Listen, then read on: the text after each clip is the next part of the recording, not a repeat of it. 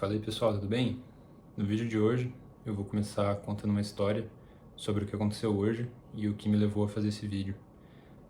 Hoje é quarta-feira de cinzas, dia 5 de março, e logicamente eu fui na missa de quarta-feira de cinzas, que marca o início da quaresma, e aconteceu uma coisa lá que me levou a fazer esse vídeo, que como é uma das datas mais importantes assim do calendário litúrgico católico, evidentemente que a igreja estava bem cheia.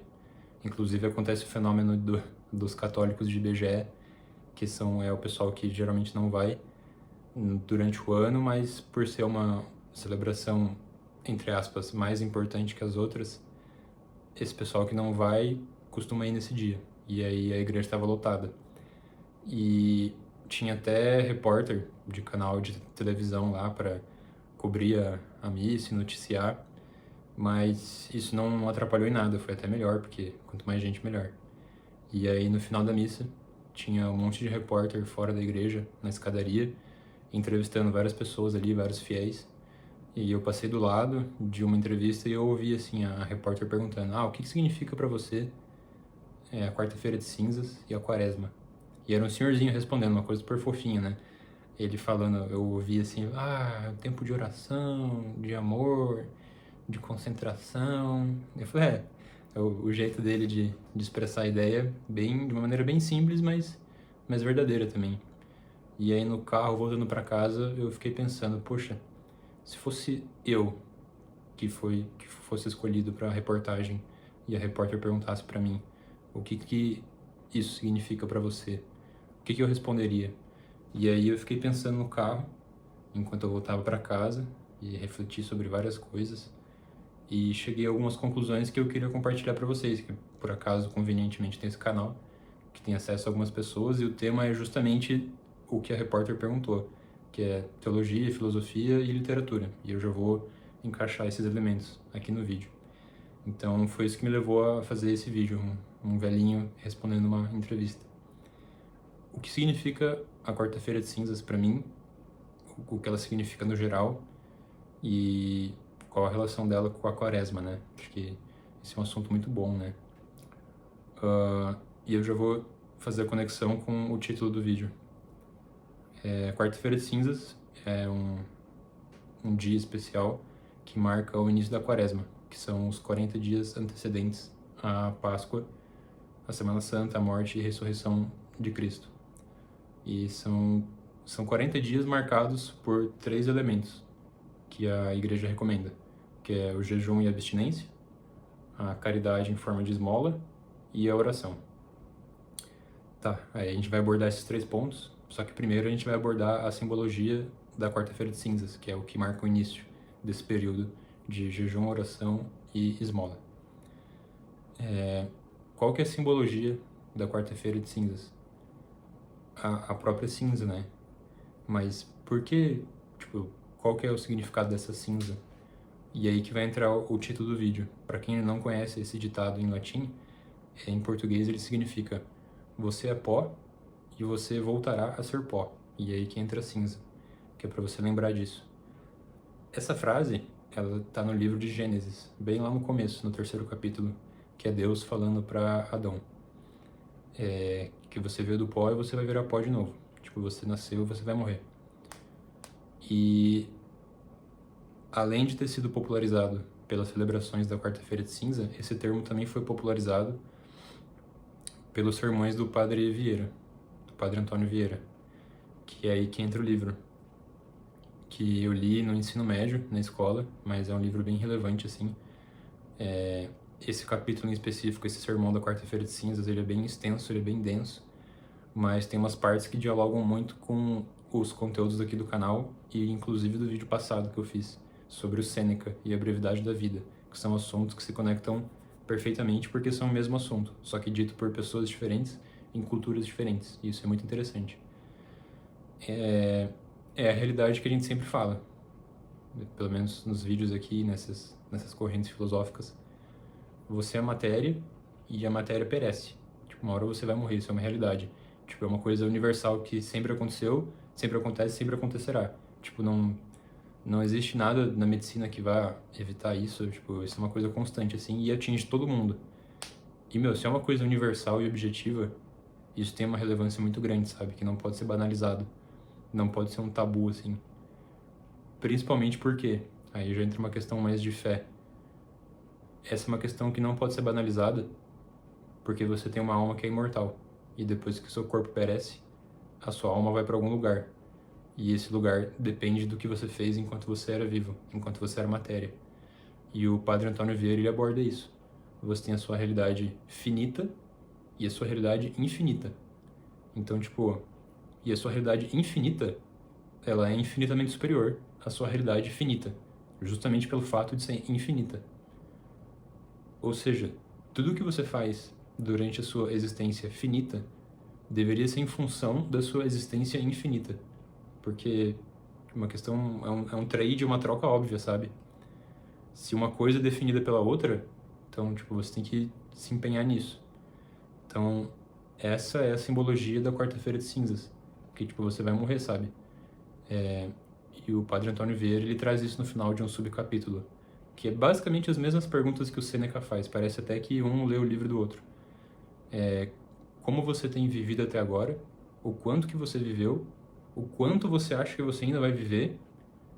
E o que seria viver bem, de acordo com o que você fez e o que você vai fazer. São questões que a gente tem que ter presente no nosso dia a dia, na nossa cabeça. E tá, isso marca o início da quaresma, esse pensamento. E esse é um pensamento para você começar bem esse período, por quê? Porque é um período dedicado exclusivamente para o seu aperfeiçoamento espiritual. Se você começa essa maratona com essa ideia de que, tipo, tá, eu vou morrer, isso é uma realidade, eu preciso melhorar, você já entra na maratona mais dedicado, assim. E por que eu digo que esse é um período de aperfeiçoamento espiritual? Porque esses 3 pilares que a igreja recomenda, até para quem não é fiel, são essenciais. Porque até para quem não acredita que exista uma esfera espiritual da nossa existência, que a nossa existência é meramente física, esses 3 pilares vão te aperfeiçoar como pessoa. E por que isso? Porque o jejum ou abstinência, você se abster de uma coisa que você gosta, seja comida, seja uma atividade, seja, enfim, isso é a mortificação da carne para evitar a concupiscência dos sentidos, porque a gente é um animal racional. Apesar de ser racional, a gente é animal, a gente tem certas vontades, certos instintos. E se a gente não controla isso, se a gente não adestra isso, o nosso lado animal ele começa a se sobressair. Então, tipo, esse jejum, essa abstinência de certas coisas, atividades, é para você se controlar, você se disciplinar. Então, isso vai te fazer bem do lado físico e do lado espiritual também. Porque você aprende a abrir mão de coisas prazerosas por um bem maior, sabe? Então, tanto pro lado espiritual quanto físico. A questão da esmola da caridade também é uma coisa tanto espiritual quanto física que te faz bem. Por quê? A caridade é um ato de amor, uma esmola, não precisa ser só esmola, mas qualquer ajuda ao próximo, assim, é uma coisa válida, sabe? Isso faz com que você cresça espiritualmente, porque você é uma coisa agradável aos olhos de Deus. É basicamente o que Deus faz com a gente, porque Deus faz caridade com a gente, porque Ele não precisa da gente e Ele é infinitamente suficiente, sabe? Então toda ajuda que Ele faz pra gente é um ato de amor, é um ato de caridade. Quando a gente faz isso com o próximo, além de estar fazendo a vontade de Deus, a gente está agindo com benevolência, sabe? E isso desenvolve o seu senso de empatia também, porque se você busca ativamente fazer uma caridade e doar alguma esmola, você busca por pessoas numa situação de necessidade. E essa busca ativa faz com que você se coloque no lugar delas. Tipo, você busca encontrar essas pessoas, saber como é que elas estão. Então, tipo, isso desenvolve... Ano passado eu tive uma experiência muito boa com isso, porque antigamente eu vivia numa região meio pobre e não era difícil, infelizmente não era difícil encontrar pessoas em situação de necessidade. E esse período que eu busquei ser mais caridoso, eu desenvolvi essa empatia, eu comecei a enxergar uma realidade que sempre estava ali, mas que eu não enxergava por ser banalizada, por não ser meu objetivo, sabe? Tipo, eu não tinha esse filtro, assim, para enxergar essa situação, porque não era a minha prioridade no momento. Mas como eu entrei nesse período de quaresma, eu comecei a enxergar aquilo. E isso te transforma como pessoa, sabe? Então, é algo extremamente pedagógico. E por último, a questão da oração. Aí realmente não tem escapatória, isso é só para pessoas que realmente têm uma fé. Por ser um período específico, oração você deveria fazer, tipo, e se aprofundar o ano inteiro, sabe? Mas o ser humano é um animal meio preguiçoso. Se você não... Preguiçoso e desorganizado por natureza. Se você não tiver um período específico para isso, você nunca vai se aprofundar, assim, tipo, decidir se aprofundar.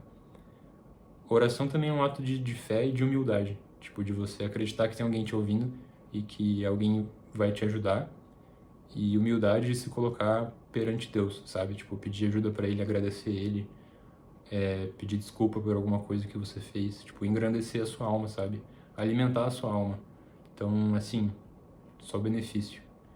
Então, é um período muito proveitoso e pedagógico, sabe? Tipo, para você pensar na sua vida, na sua existência, que é uma coisa muito significativa, muito relevante. Talvez a coisa mais relevante seja a sua existência na sua vida. Então, é isso que esse momento significa para mim. É isso que me traz, assim, é um período de preparação que para uma coisa importante, que seria a celebração da Páscoa. Por exemplo, todos os momentos que você considera importantes na sua vida, que já são planejados, existe uma preparação prévia para esse momento. Por exemplo, agora em contraposição ao carnaval que aconteceu. As pessoas treinam para ter o shape do carnaval. O verão, as pessoas treinam para ter o shape do verão. Ou vamos pegar uma coisa mais profunda, o casamento. As pessoas preparam o casamento, para no dia que acontecer, tá tudo organizado ali para você celebrar bem o casamento. Uma prova, um vestibular, você se prepara estudando para o vestibular. Aí a quaresma, o final da quaresma é a Páscoa, que tipo, é o evento mais importante assim, para a vida de um católico, toda a história católica. Você se prepara espiritualmente, tipo, você mortifica os seus sentidos, você aprofunda a sua relação com Deus através da oração, você exerce empatia com o próximo, a caridade, através da esmola, para você chegar preparado espiritualmente para celebrar esse grande momento do ano litúrgico, sabe? E isso por si só também é muito pedagógico, porque ensina pra gente que, tipo, para todo grande momento e grande evento da nossa vida, a gente tem que ter uma dedicação prévia, assim. Porque é pela dedicação que a gente tem anteriormente ao evento que a gente vê a importância que a gente realmente dá para esse evento, sabe? Então, tipo, isso fala mais alto do que qualquer discurso. Tipo, tu pode falar que você dá valor para tal coisa, você se preparou para aquilo, você quis aquilo, mas o seu discurso não vale. O que vale é o que você fez antes daquele evento. Então, acho que é isso mais ou menos que eu responderia para repórter. Talvez não com tanta profundidade assim, mas espero que tenha sido útil para vocês. O livro que eu indiquei aqui é meio denso, pode ser muito chato para algumas pessoas, mas esse sermão que eu falei aqui, que eu mencionei, eu acho que é interessante, vale a pena. E espero que vocês tenham gostado e aproveitem a quaresma, quem for aproveitar aí.